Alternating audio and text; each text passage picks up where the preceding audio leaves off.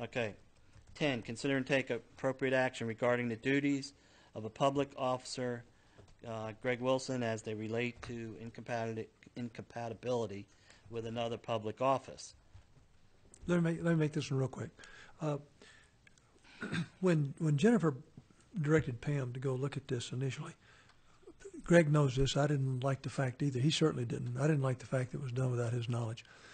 So, but the point was a valid point, and I got very concerned that something could happen because Greg serves on EDC4B. Is it that someone in the future could challenge his representation on this board, which I did not want that to happen. With Greg's full knowledge, I went to Senator Jane Nelson and asked if they could get a ruling. As a process you have to go through. And so I went to Senator Jane Nelson to see about getting a ruling. In that process, 3 different Attorney General opinions have come back. None of them are specific about EDC4B. 2 of the 3 relate to P&Z, and they do say that you should not be on a school board and one was on a mud board and also be on P&Z.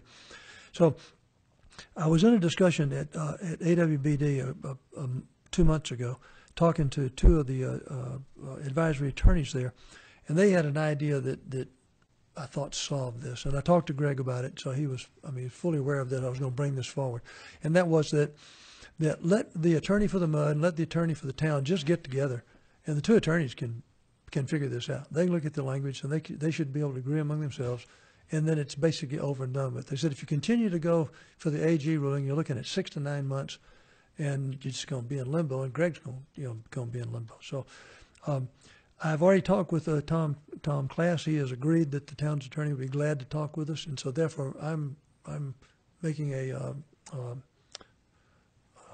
motion that we allow Paul Liston to meet and talk with the town attorneys and just get a ruling on this once and for all if Greg hasn't any issues at all serving on EDC4B as well as being a mud director.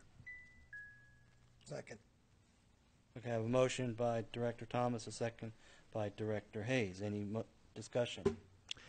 If I recall correct, this has to do with positions that are have the fancy word is being paid for, remuneration, and I don't think either of these positions are paid positions, so I don't see a reason to chase this forward.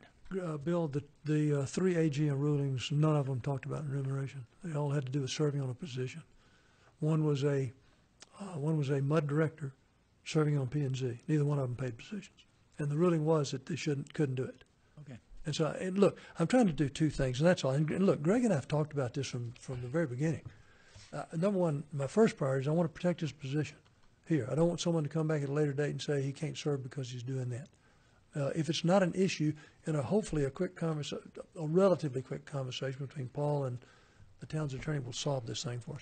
Second thing was, I didn't want something to come back at a future date and bite this board because there was somebody said that he illegally was a mud director and therefore everything he voted on had to be ruled out. So it's a protection for him, it's a protection for the board, and I think it can be done fairly quickly. Emphasize quickly, Paul. Yes. Okay. Understood. Okay. Any other discussion? Okay. I see none. All in favor, show of hands. Okay.